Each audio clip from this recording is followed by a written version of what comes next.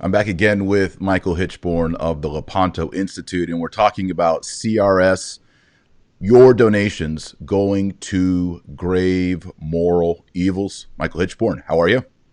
Doing great. Great to see you again, Taylor. Great. You've got a lot of research.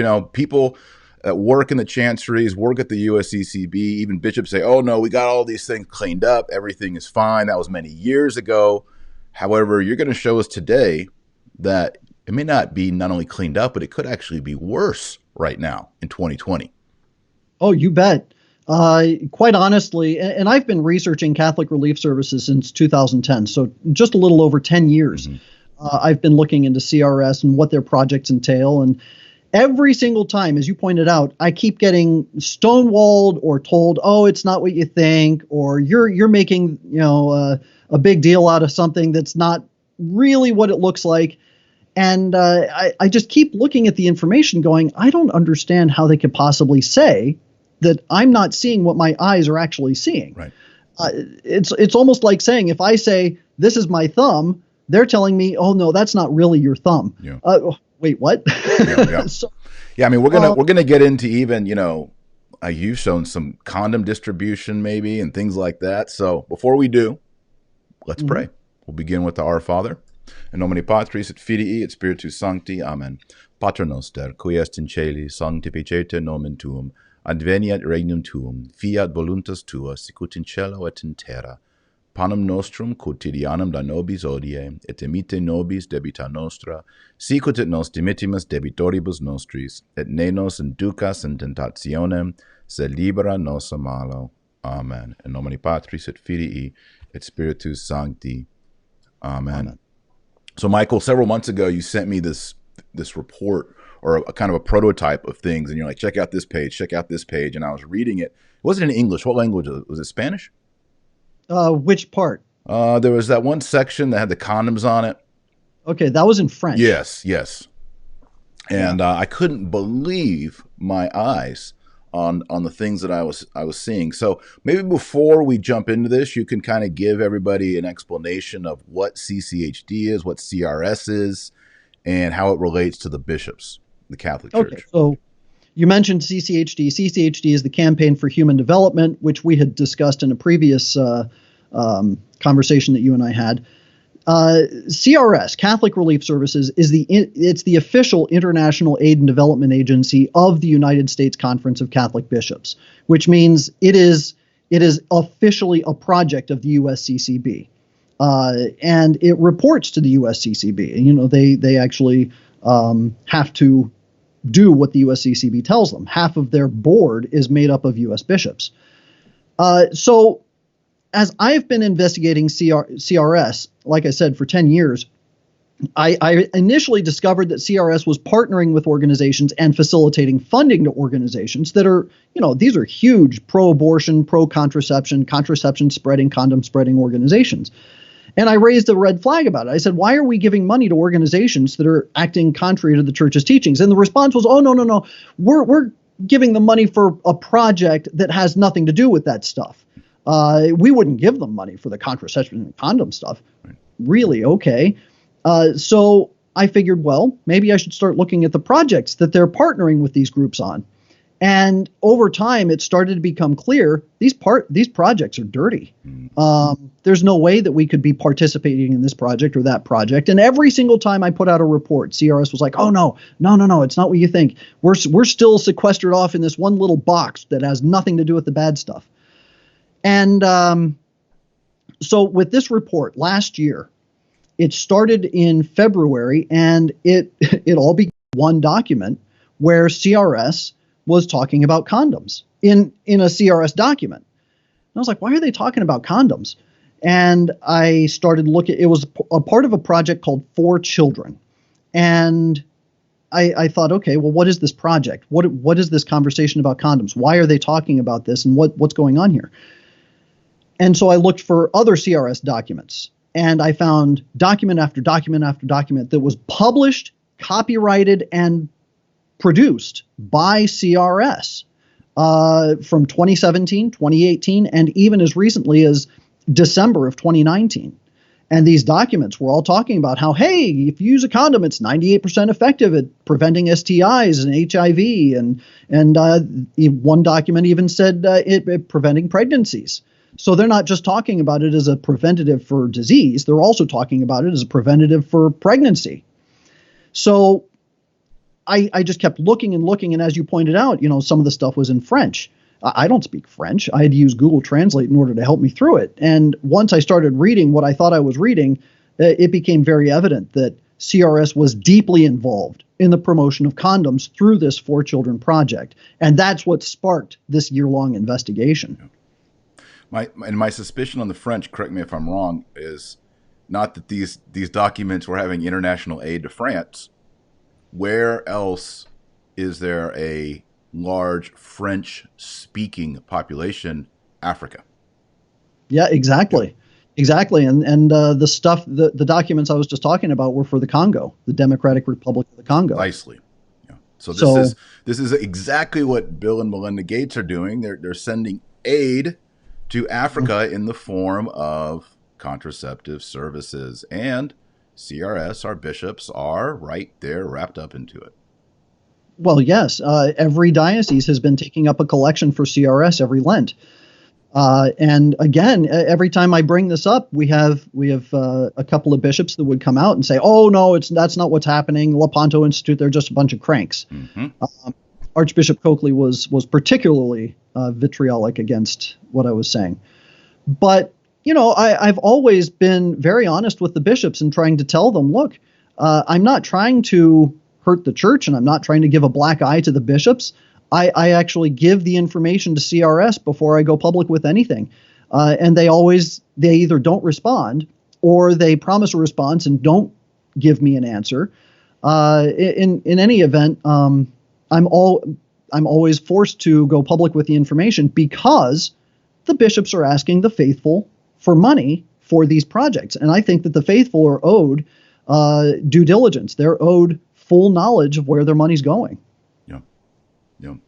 Now, CRS, give us, the Wikipedia of CRS. How many countries? I mean, how much money does CRS distribute per year? What's the grant structure look like? Just kind of help us understand how CRS looks on paper. Okay, so Catholic Relief Services is about $1 billion a year industry. Its top 8 paid employees account for about $2.5 million. So 8 people are making $2.5 million to help the poor. That's roughly 1/3 of what the Rice Bowl collection pulls in every year, which, to put that into perspective. The vast majority of the money that CRS gets comes from government agencies like USAID, PEPFAR, which stands for the President's Emergency Plan for AIDS Relief, the Global Fund. Those 3 agencies, by the way, are the 3 largest. It comprises the largest distribution of contraception throughout the entire world. There is no organization that provides more contraception and condoms than those 3 agencies. And that's where CRS gets the vast majority of its funding. So it's involved in, I think, around 180 different projects around the world. It's got about 5,000 employees. And the projects have to do with water sanitation, agricultural development, digging water wells, health regarding sanitation, but they also get involved in sexual and reproductive health stuff. And that's where we're finding all of the problems. Yeah. Yeah. Now, okay, so let's say you go to a bishop and you present this to him. It's like, oh, well, we do lots of good at CRS. So tell us some of the good things that CRS does. Well, I mean, that would be the good stuff that I mentioned. The going in and helping to distribute food goods. They do disaster relief, which tends to be pretty good too when they're not partnering with organizations that are handing out condoms. It's like when I met with Bishop Kikanis, who was the chairman of CRS in 2011. I flew out to Arizona to meet with him to tell him, hey, look, I'm finding problems. There are things that are here that aren't good. And he's looking through the stuff I'm showing him on my laptop over and over. And he looks over and he says, you sure spend an awful lot of time on this thing, meaning the laptop. And I said, well, it's my job. I do research. Yeah. And so I'm showing him more stuff, and he says, well, you're showing me an awful lot of negative stuff. We do a lot of good too. And I said, Your Excellency, I didn't fly 3,000 miles to pat you on the back.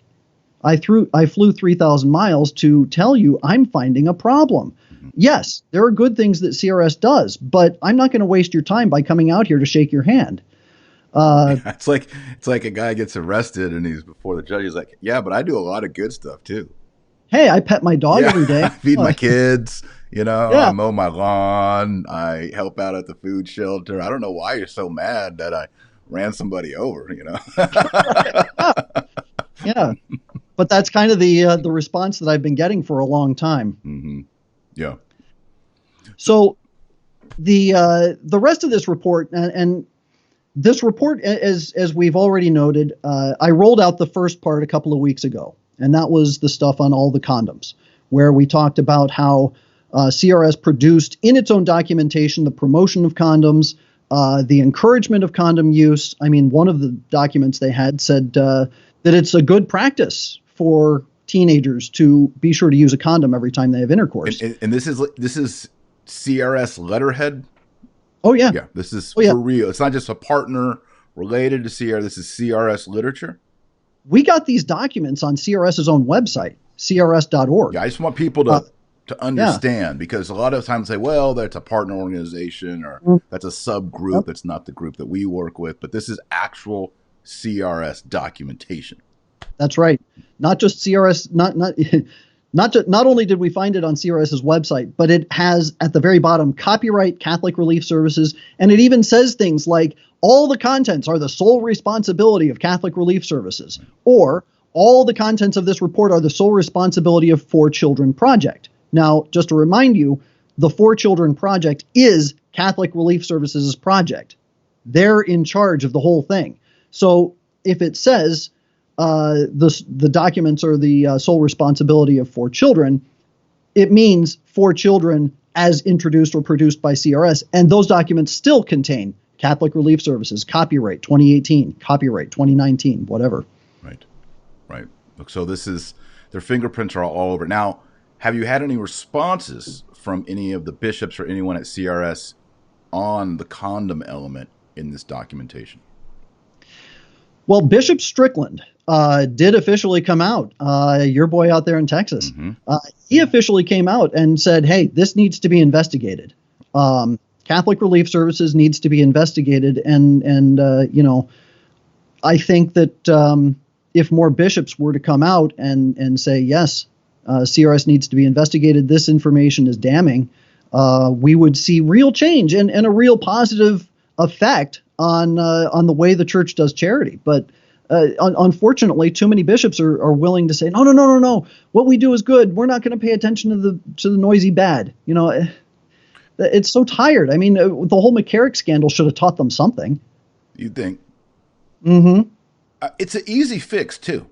Let's go into the documents. Let's cut out these parts and let's audit the accounts and make sure everything is right. And then next year, I would put a check into the donation basket for it.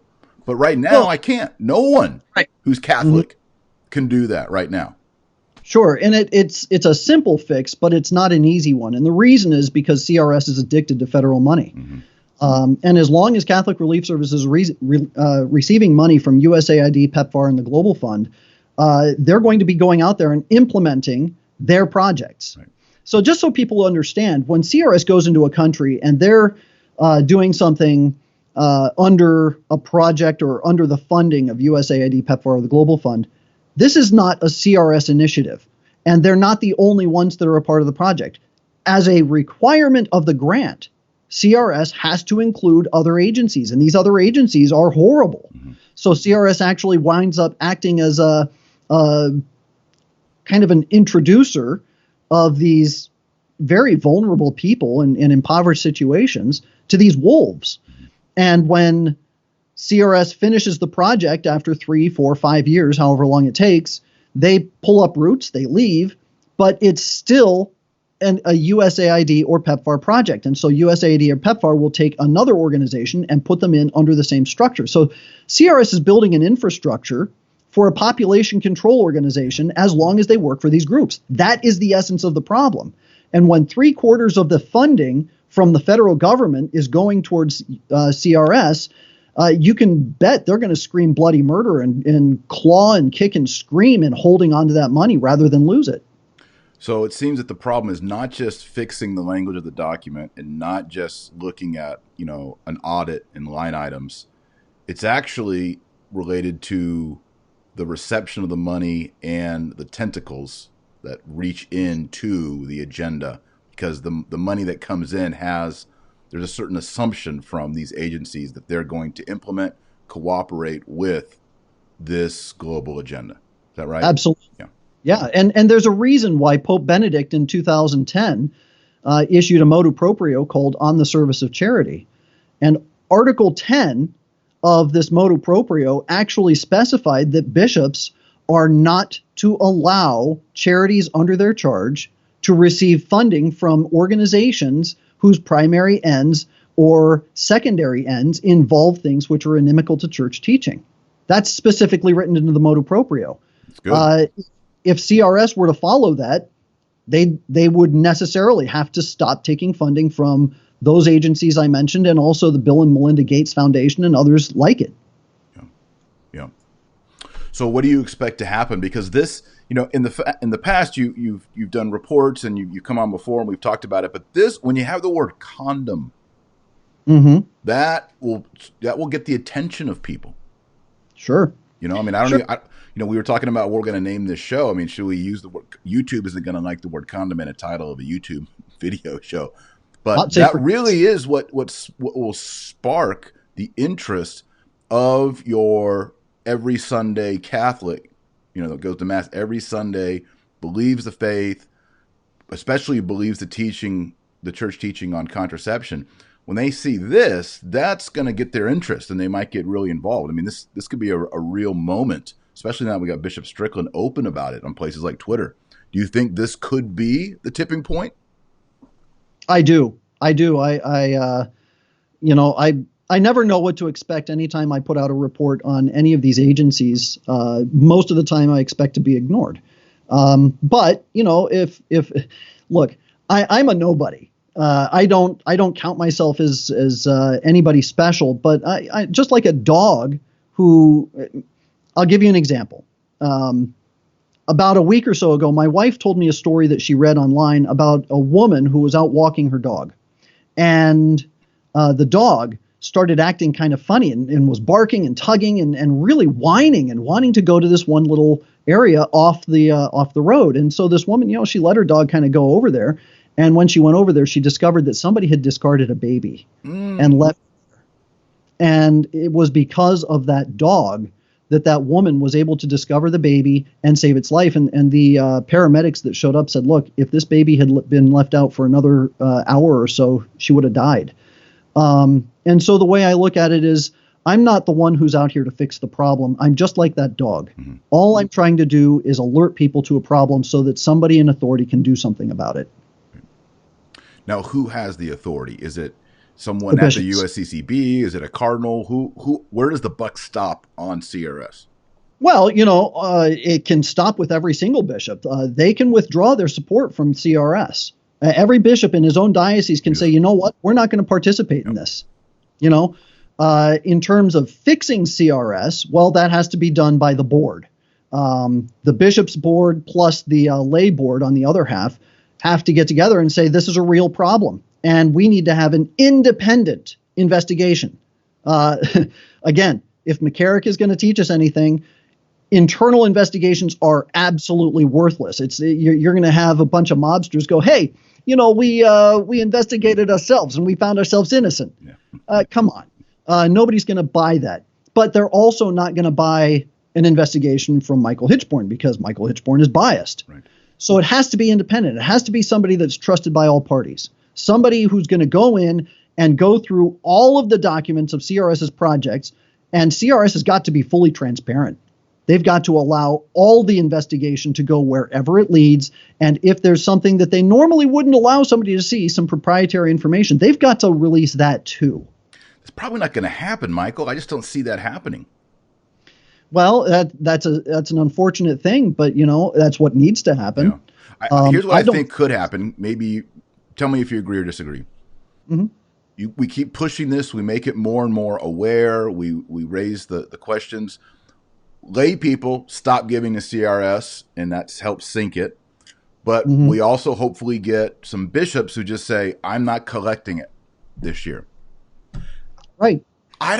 To me, that seems like no big deal. But when we've seen CCHD, and it seems the bishops are so afraid to do that. Do they have pressure from the USCCB? Is it official pressure, like a organizational, or is it just moral pressure, like all their buddies at cocktail hour at USCCB aren't going to be their friend anymore if they don't do it? What's the pressure? What's the mechanism on these bishops to keep collecting these funds? Well, I think in the current climate with everything going on in Rome, a lot of bishops are actually afraid of being pulled from their dioceses. We know that in Kansas City, Missouri, Bishop Finn was yanked from his diocese under very, very obviously railroaded circumstances. That was due to the efforts of the National Catholic Reporter because they hated his orthodoxy. So, the bishops Did Finn collect CCHD and CRS? Did he have any protest against it? My understanding is that he was on the verge of ceasing the CCHD collection. I don't know that for a fact, but that's what I was kind of given to understand. So that may be part of it. I don't know. But bishops do see that these other bishops get sanctioned. They get in trouble with Rome, and there is a fear element, and there's also kind of a herd mentality. We're safe if we're all working together towards the same end. And the one who, also the nail that pokes up is the one that gets the hammer. So there is that fear element as well. But quite honestly, my question is, well, who do you fear more, them or God? If there's a moral component to this and souls are being lost because of the projects of CRS, do you think that God is going to not notice, that he's going to just kind of turn a blind eye to it and say, yeah, they do a lot of good? No. Yeah, I've often considered and thought about the pressures that are on the bishops in the USCCB. I've known a lot of bishops personally, and I've seen, and not universally, but I've seen them become more and more yellow and weak and afraid the longer they're bishops. And other people I know who know bishops have had the same observation. They come in, oh, he's so pro-life, and he's so pro-this, and he's so pro-that, and he's so traditional, and he's so orthodox. Oh, yeah, ad orientem, and all these things, right? And then 5 years in, he's just like everyone else at the USCCB. Father Z has this joke, that when you get consecrated bishop, they remove the spine. Right. When they're all gathered around, what they're doing is they're removing the spine. And, I just wonder what is that?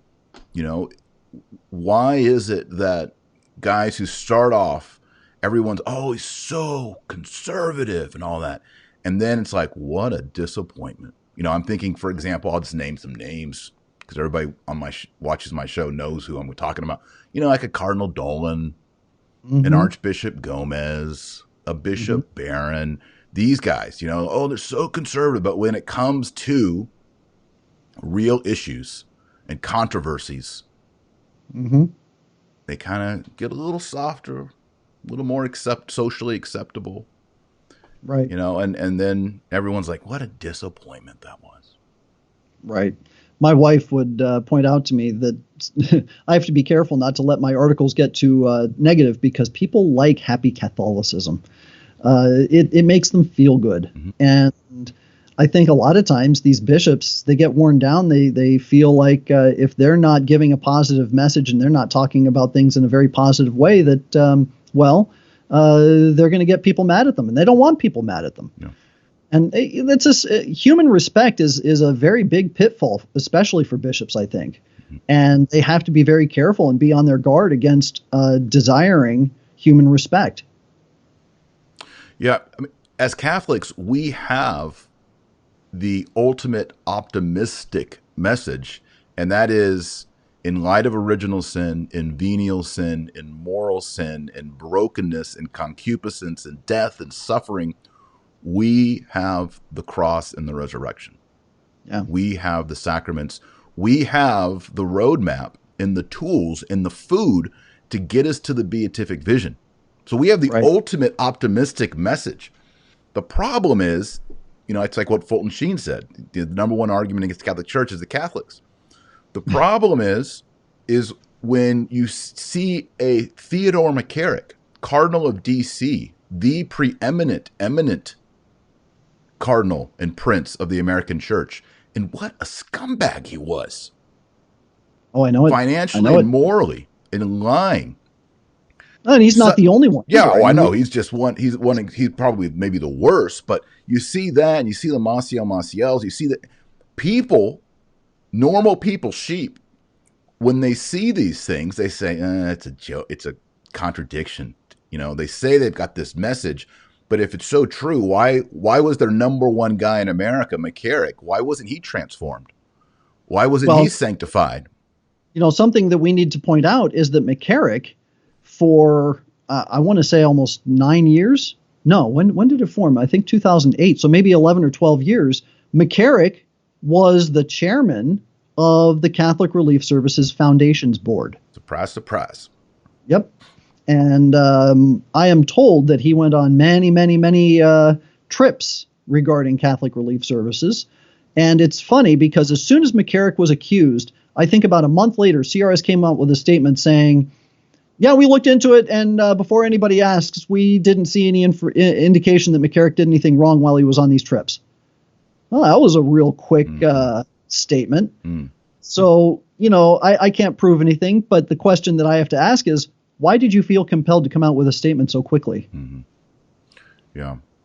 Yeah, all these things are rotten, and it's difficult for the sheep, the lay people, to trust the message. I mean, these are the successors of the apostles. Our Catholic teaching is that our Lord Jesus Christ, second person in Trinity, incarnate Logos, took everything that we need to know and do for salvation and gave it to 12 men. Yep. And then they consecrated men as bishops and gave them that deposit of faith, and so on and so forth for 2,000 years. Yeah. So we're not Scripture alone, right? We believe in Scripture and tradition, Council of Trent.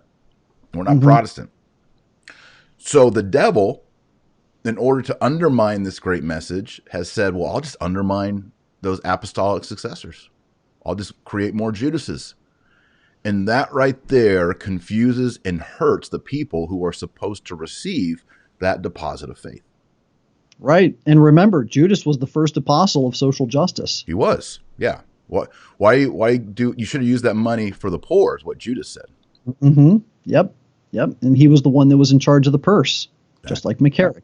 Because if you're doing rotten things, the easiest way to sort of put a cloak of righteousness over yourself and hide these things is like, oh, I'm just here for the poor. I just help the poor. And the poor is a nice generic idea that, it's hard to criticize that. Oh yeah, help the poor, help the poor, help the poor. Sure, and they hide under this cloak quite well.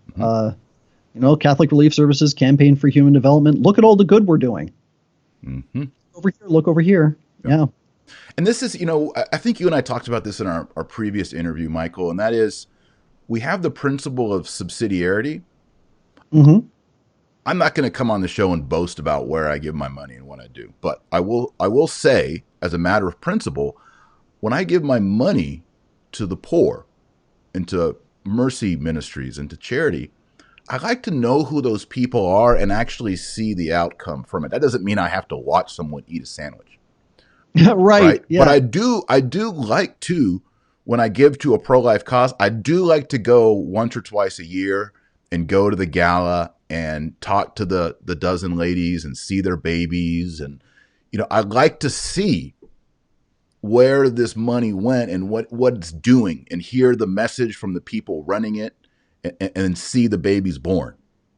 Sure. Right? There's something very local. This is happening in Dallas. It's happening in Fort Worth, Arlington, and I know that the money given is producing fruits. If you put a check for CRS in the basket, you can kind of think, well, I gave to the poor, but there is no way to see how that money is being handled or what it's being used for, unless you're Michael, Hitchborn, and you read these reports. There's something kind of fishy about the whole thing. Well, there's a huge problem with turning charity into an industry. Mm-hmm. And sadly, that's exactly what CRS is. It's an industry. It's a business. They have a CEO. The CEO has a salary of $500,000 a year. When you start thinking about, well, how did the church handle feeding the poor and housing the poor and taking care of children in disastrous situations? It was always through the church, through mendicant orders. It was always through basically some widow who said, you know what, I have some money. I'm going to go ahead and open my house to these children. I'm going to start educating them and helping them. And it would turn into a convent, and it would turn into a mission of the church. And it wasn't something that had, family men getting paid CEO level salaries in order to help coordinate things. It was just a community effort that most of the people volunteered their time, and then somebody would say, I'd like to do this full time, and then they would don a habit, and they would be very poor, and they would eat very little, and they would sleep about 3 hours a night on the floor. There was a sacrificial element to it. But when we look at the way that charity has been turned into an industry in the current model, at the end of the day, these people, they come out and they say, look at the good we're doing. We're doing all these good things. And I'm just so happy that I'm serving the church in my job and in my employment. And at the end of their lives, I don't think that our Lord is going to look at them and say, well, welcome to heaven now. Here are the treasures that you stored up. He's going to say, you have had your reward. You were paid for this. This wasn't charity. This was your job. It's a big difference. Mm-hmm. Yeah.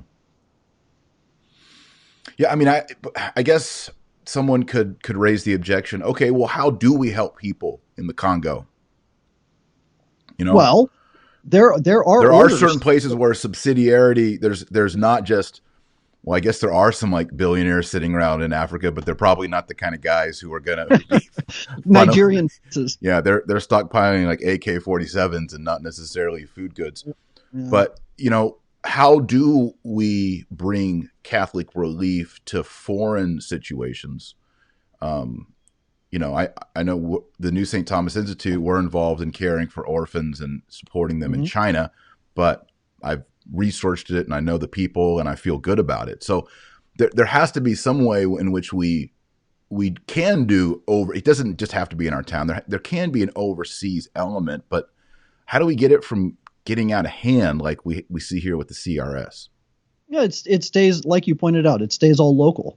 So if somebody sets up a local mission in the middle of the Congo and says, hey, we're going to start taking in these orphans because their parents were killed in these horrible African wars, and we want to take in all these children and start educating them and housing them and feeding them and raising them in the faith, I would say, fine, I'm more than happy to give you some of my treasure in order to help propagate that. And that is an act of charity. And that is the communal works of the church.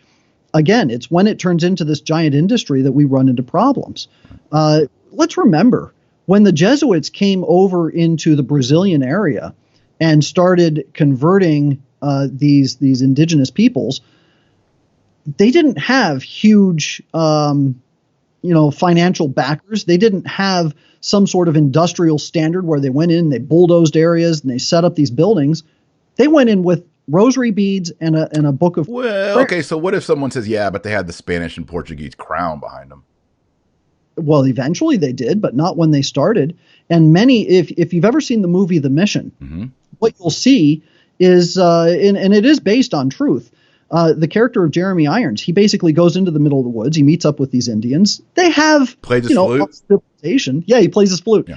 But they do have a system, a government and everything, but he helps to reshape it and say, no, there's a better way to do it, and I'm going to teach you the faith, and we're going to worship God, and I'm going to teach you how to sing, and I'm going to teach you how to make instruments. And so they started developing things, and it didn't take long before they actually had permanent buildings. They had a permanent structure for a church. They wind up playing these instruments and growing in education. And all those kids are doing the Gregorian chant. That's cool.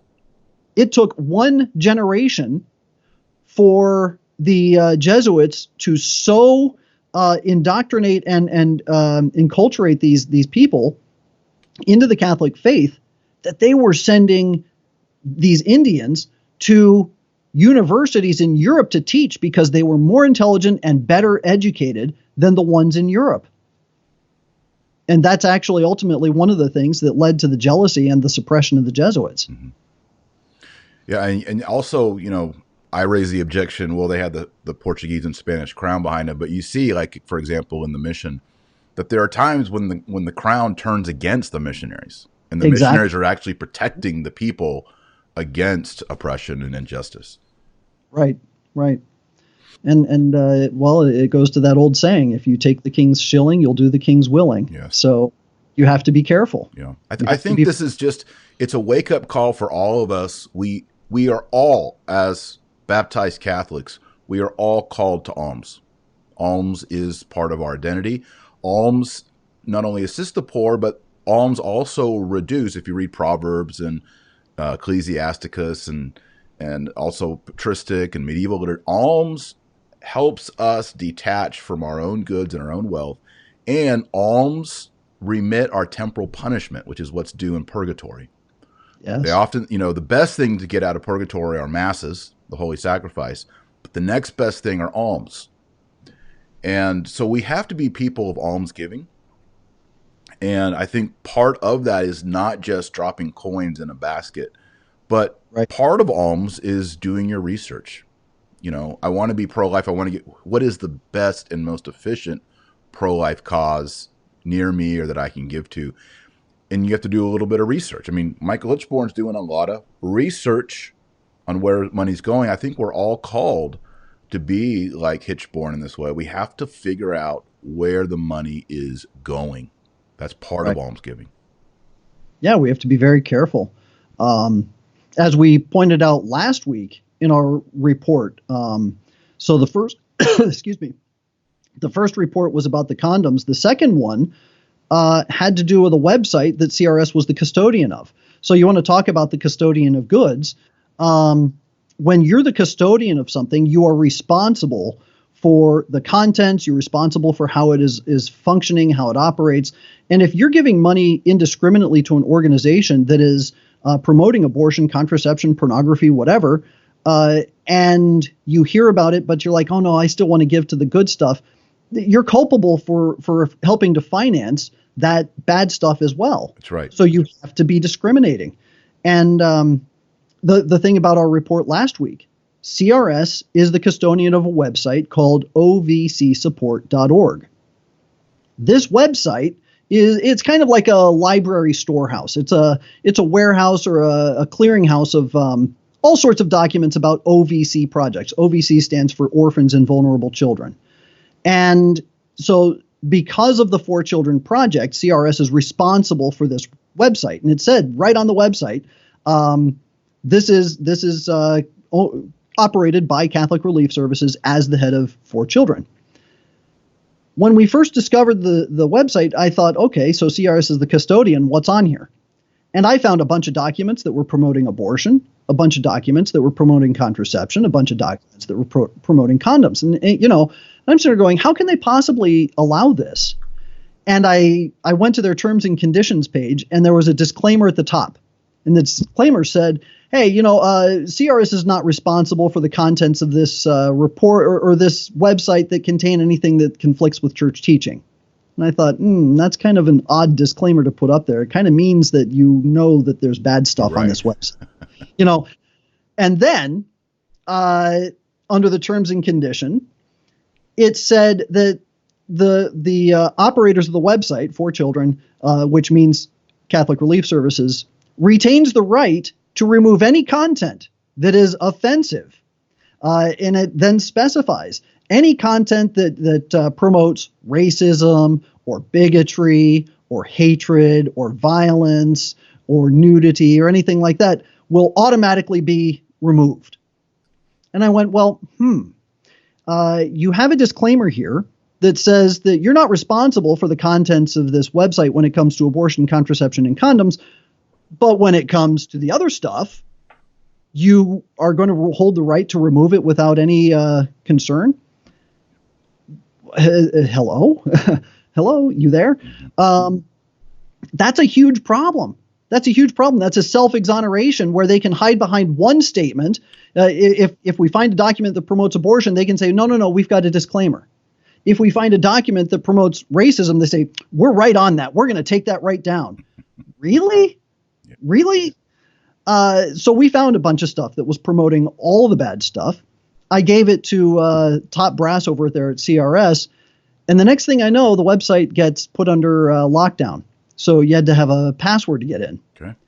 And then about a month later, when they reopened it, they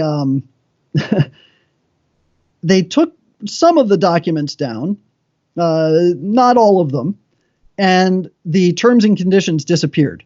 So all that remained was the disclaimer. And once again, at the end of the day, you have Catholic Relief Services being the custodian of a website that's promoting things that are just horrible and inimical to church teaching. So, maybe I misunderstood. Are you saying that the things that are morally objectionable were still on the site? Yeah. Oh, yeah. Okay, so they didn't take it off? No. They only took off the terms and conditions? They took down the terms and conditions, and they took down a few of the documents. Interestingly enough, the documents that they removed were some of the ones that we pointed out that Catholic Relief Services was responsible for, meaning the ones that CRS produced and had their own copyright on. Okay. So those they kind of took down. But then eventually, over time, those wound up becoming getting back up on the website again as well. There was one document that never made it back onto this website. And this actually leads me to the report that we put out this week. Okay. This is the report on KIDS. KIDS stands for Key Interventions to Develop Systems and Services for Orphans and Vulnerable Children. They love their acronyms. They do. Well, man, I know. It's alphabet soup. They love that stuff, don't they? Yeah, they sure do. They think they're being so clever. Yeah. Kids. Kids. And so when you were on last time, there was another funny acronym. Oh, wow. I don't know. You might not remember. I remember we kind of had a little laugh over one of them as well. Yep.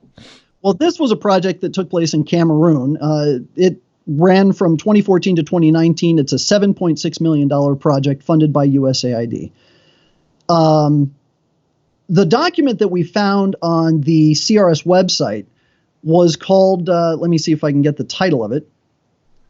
Nope, not that one. I can't find the title of the document. Anyway, what happened was CRS had this one document, and it talked about its relationship with an organization called Renata, Renata, and how they were working together on this kids project. When CRS reopened the website, now I didn't even see this document when we first were scanning through things because I'm not going to read every single document. There were thousands of them on there. But it came up in a search because I was trying to figure out what CRS's kids project was all about. Because CRS had a report that said, hey, this includes sexual and reproductive health stuff. And I'm like, that's weird. Why would you include that in your project? And so I wanted to know, what is this relationship they have with sexual and reproductive health? And I kept looking it up, and there was a document on the OVC support website that kept coming up in a Google cache. But when I clicked on it, it was gone. I couldn't actually see what was in the document.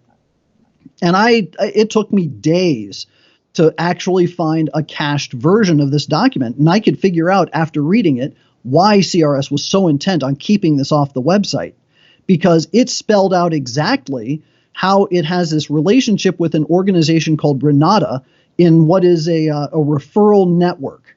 In other words, they created a health referral system for case management. So if somebody, CRS goes into an area and there's a kid in that they want to help. And so a case manager is assigned to this person, and they say, okay, let's figure out what this individual's needs are. They need dental, they need support from the local obstetric or gastrointestinal doctor because they've got worms or something. And they're looking at all the problems the kid has, and they try and refer them through this network to the proper agency. Included in that is Renata. Now, what is Renata? Renata is it's a pro-abortion, pro-contraception organization that is setting up, or it's actually distributing condoms to kids. In fact, one of the things that we found in this one document was that CRS knew that Renata was promoting condoms through their kids' project. I finally found the document. So I just want to read this portion to you. The document is titled Addressing Children of Key Populations. And on page 13 of this thing, it says that in September of 2016, kids under the leadership of CRS partnered with another program called Continuum of Prevention, Care, and Treatment of HIV/AIDS with Most At-Risk Populations. Very long title. Stands for CHAMP. Yeah. The purpose of the partnership was to, quote, and this is a quote, pilot an integrated approach to improve HIV outcomes and overall well-being among children of female sex workers. It's kind of odd. Okay. USAID explained that CHAMP would refer HIV-positive children to female sex workers for enrollment in the kids program. So CHAMP was sending kids or sending children over to the children program. Of prostitutes. I'm sorry, yes. I'm just trying to use colloquially here to understand. Yes. Okay. And from there, kids would evaluate the children as case managers and then put together an assessment of needs for each child, assigning various services. USAID then explained that the services would be provided by kids, including the referral of adolescent females to an organization called Renata. And this is what the document says. Remember, this is something that was on the OVC support website, and it's no longer there, and CRS refused to put it back up. The kids' menu of services includes early childhood development, household economic strengthening, sexual and reproductive health education and risk avoidance, post-gender or post-gender-based violence, educational support, nutritional assessment, and retention support, the age-appropriate adherence counseling and psychosocial support. In addition, adolescent girls are referred to a CHAMP sub-partner, Renata. And then, a little while later, it says Renata provides comprehensive sexual and reproductive health services, including condoms. That's in the document. So they are now saying that through this referral system, Renata is providing condoms. So CRS is directly and knowingly referring young girls to an organization that was specifically set there in order to give them condoms. But can I ask a question, Michael? Because there's a lot there. So, are the referrals for the sex workers / prostitutes, or are these for the children? Children of. Okay, so we have an adolescent girl. Her mother is a sex worker. Mm-hmm. So she qualifies for this program. That's right. And in this program, she will be provided condoms through Catholic Relief Services and their partners. I get all that right? Yep. Okay. That's exactly it. And I'm assuming here, maybe this is a false assumption, they're worried, or they're assuming maybe, that these young adolescent girls have been groomed and are moving towards sex work themselves. Right. Yeah. So that. Oh, absolutely. Yeah. Okay. So absolutely. that's kind of perhaps maybe the bigger picture. I mean, I would hope that they're being counseled not to be sexually active. You would think a Catholic apostolate would be having mercy on these young girls and saying, hey, this is not, you don't want to be sexually active either for money or for any reasons. Mm-hmm. But it seems that The since question condoms are being handed out, they're basically saying you are going to be sexually active, so use these. Yes. Mm-hmm. I was just going to say, if they were trying to move young girls away from sex work, their first reaction wouldn't be to hand them condoms. Right. It's so horrible. I mean, it's so sad. Yeah. So sad. You think really about just these poor girls and what they've been exposed to and what they've grown up in. Mm-hmm. And that the Catholic Church would have, I mean, I don't want to say the Catholic Church, but Catholic Relief Services would have this kind of response. Makes me kind of sick. Oh, it should. It should. In 2018, so we found this document, this PEPFAR document from 2018. And at the beginning of the document, it asks what the problem was and, how all of this works. And the author, this guy named Murray Mendenhall, explained that most female sex workers were not being tested for HIV prior to childbirth, meaning a large portion of their children were being infected and undiagnosed with HIV. Why weren't they doing that? That doesn't make any sense. No, of course not. So identified in the solution portion of this partnership between CHAMP and kids is that they were going to have this referral system. And they put up this chart. And on the chart, and you'll see this in the report. So if you go to our website, lepantoin.org, you'll see this particular report. We'll link to there in the show notes beneath. You bet. If y'all want to see the report. So you'll see our report there. Just look for the one that's on kids. It's right there at lepantoin.org. And the acronym, is it KIDS? KIDSS. Double S. Double S. And so there's this chart. And at the top of the chart, it says service delivery approach for children of FSW, which is female sex workers. And in the big circle at the very top, it says OVC service package, orphans and vulnerable children service package. And in parentheses, it's kids. The very first line says sexual reproductive health education and risk avoidance. And then just to the left of this, there's a red arrow going in and a red arrow going out. Over to the left is a list, and it says Renata.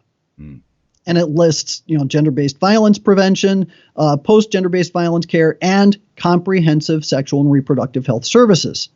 So right here in this chart, it's proving, yes, there is an official relationship between kids and Renata for referring specifically for comprehensive reproductive sexual health stuff.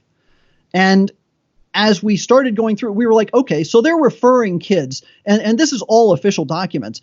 We know for a fact CRS is referring children to Renata for sexual reproductive health services. So the next question is, well, what kind of services does Renata provide? And we started going through Renata's website and looking for everything we could find about their services. And they're giving out condoms. They're giving out contraception. They lobbied the government to decriminalize abortion. So they're out there trying to promoting abortion. They're promoting abortion. They are promoting abortion. Son of a gun. Yeah, and it's awful. We even found, you'll see this in the report also, on LinkedIn, there's an employee of Catholic Relief Services. His name is Gael Ekabono. And he has on his resume here on LinkedIn, case management coordinator for Catholic Relief Services / Renata / kids. So this is an official connection. This isn't just some loosey-goosey, well, we kind of use them sometimes, but not really for the bad stuff. No, this is an official relationship. We even found joint job application or job announcements coming from Renata, coming from CRS, that say, we need to fill this position, we need to fill that position for this project, and they all refer to it under the auspices of kids. So we know there is a formal relationship between Renata and CRS. And that's how these community organizer groups work. They have all these acronyms and all these umbrella companies, right? It's like the mafia. It's like the mob, where you're like, well, how do I get to the kingpin? How do I get to the Don? And it's a labyrinth, right, of intermediaries to protect what's going on. And that's what seems to be happening here with all these subgroups and these affiliations and all that. Yeah, I was talking to a bishop once about some of the things that I was finding, and I showed him some of the stuff on CRS, and he just shook his head and he said, they always have about 4 layers of plausible deniability. Yeah. Yeah. Which is criminal. It's criminal. Oh, Our Lord Jesus Christ says, let your yes be yes and your no be no. Everything should be out in the open that we can understand. I'm giving $100. Where does the $100 go? Right? You can't say, well, there's this checking account and the checking account gives condoms and abortion, all that, but we put your $100 on this corner of the checking account and that went to food. One thing people need to understand is if you give money, if let's say you see a homeless person, let's say it's a homeless woman, and she says, I'm hungry, I need food, and you give her a hamburger and some French fries and a soda, right? You fed the poor. It's good. It's meritorious, right? Or maybe you couldn't buy her food. Maybe you gave her $5 or $10, right? And she's outside of a McDonald's and you hope she's going to go in there. If she then takes that $5 or $10 and collects it and uses it for something gravely immoral, like buying condoms or getting an abortion or something like that, that's not on you. Her sign said, I'm hungry, and you gave, right? Now, if you know that she's lying, somehow you have knowledge that she's deceiving the public and she's going to use this money for grave moral evils, you cannot give the money. Right. Moreover, if she has a sign that says, I need an abortion, I need money, you definitely can't give, right? So there's 3 layers here. One is you do it in good faith. The other is the person is lying and you know they're lying. In that case, you can't give. And then, of course, they can just be out in the open. You can't give. This is showing the research and the documentation here of Lepanto Institute in Hitchborn that we're kind of in the middle class where they're saying, hey, I need money for good stuff. But then now we're starting to see that once the money is gathered, there is illicit things happening. Not just illicit, but morally evil things happening. Right. Did I get that right, Hitch? Absolutely. You hit the nail right on the head. The level of complicity here is 100%. There's no way CRS didn't know what Renata was up to. Right. There's no way that they didn't know that partnering with Renata was going to put souls in peril, but they did it anyway. But the thing is, Renata's not the only one. This is just one example of. I think I listed 5 agencies here in the report. Renata, Horizons Women, SWAA, Littoral, and Morenzo. All of these organizations were included in CRS's health referral network. And so they are referring young girls to these other agencies. And these other agencies, and you'll see it in our report, they're promoting contraception, they're handing out condoms, they're promoting abortion. These organizations are horrible. They are deadly evil.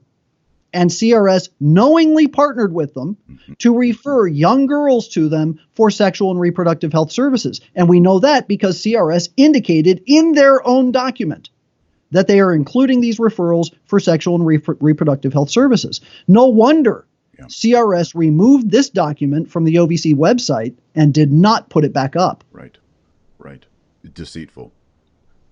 Absolutely now, deceitful. What if they said, well, the reason we removed it is because we don't do that anymore? What would you say to that? Well, if that's the case, then why didn't they answer me? Right.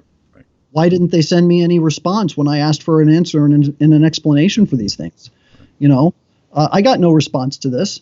And when you simply shut down your website and then start removing things like your terms and conditions because the very obvious contradiction was pointed out, what you're telling me is we're just going to go ahead and keep hiding things because we know that the American people are too stupid to dig into this for themselves. And, you're just a crank and nobody's going to listen to you. And we have the bishops on our side. Right. And by the way, most American Catholics are all about condoms and abortion anyway. Right. So we're just going to keep on doing our thing, getting our government money, and we're going to do what we want to do. And screw you, Michael Hitchborn and Lepanto Institute. Basically, yeah. Well, all right, Michael Hitchborn, good work. We'll link the report and Lepanto Institute below this video, and I'll ask the moderators to put the links also in the chat over on the side. Hopefully they've done that already. And how else can people learn more? If they continue to watch the reports as we roll them out, we've got a couple more reports on CRS that are going to be coming out, and all of them equally as damning. So keep in touch at lepantoin.org. Sign up for our newsletter. We'll primarily be keeping our people informed through the newsletter, so you can see fully well how these reports are fully documented. I mean, there's nothing in here I'm making up. I quote heavily from these documents. And I've done a couple of video reports on these also, so you can keep an eye on those on YouTube as well. Great. And then what's the best way for someone to approach their pastor about CRS collection and their bishop? Because I think this is ultimately how we start to gain ground and get some clarity, is when we actually put these questions to our clerical leadership. So what does a person say to their pastor and their bishop? Do they write a letter? Is there something that Lepanto Institute has that has like a nice couple quick references? I mean, how do we, thousands of people are going to watch this video. So if there's 10,000 people who are like, I'm going to write a letter, I'm going to say something, what do you tell them to do, Hitchborn? Give them some homework or a plan of action. Sure. So we do have a petition that we created with LifeSite News. That's also linked to in our reports. So you can, if you read the report, you'll see the links to the petition. It's all peppered throughout the report. Just click that link, sign the petition. There is a sample letter that we use that's going to all the bishops. So you indicate where you're from. Good. And it'll automatically put your letter to the bishops of that area. And then also you can copy that letter and you can send it to your pastor. You can copy our reports or print out our reports. Print. Exactly. Yes. And then just send them to your pastor and say, look, I don't understand how we can continue to support Catholic Relief Services as long as they are partnering in projects just like this. Yeah. There has to be an investigation. Let's hold off on collecting money for them until an investigation is done. And let's make sure that they're not getting money from the federal government anymore, because obviously that money is addictive and it's leading them to do bad things. Yeah. Legit. Solid. All right. Michael Hitchborn, Lepanto Institute. Thank you so much, everybody. Support Lepanto Institute. They do a lot of good research, a lot of good info. No one else is doing this research that I know of.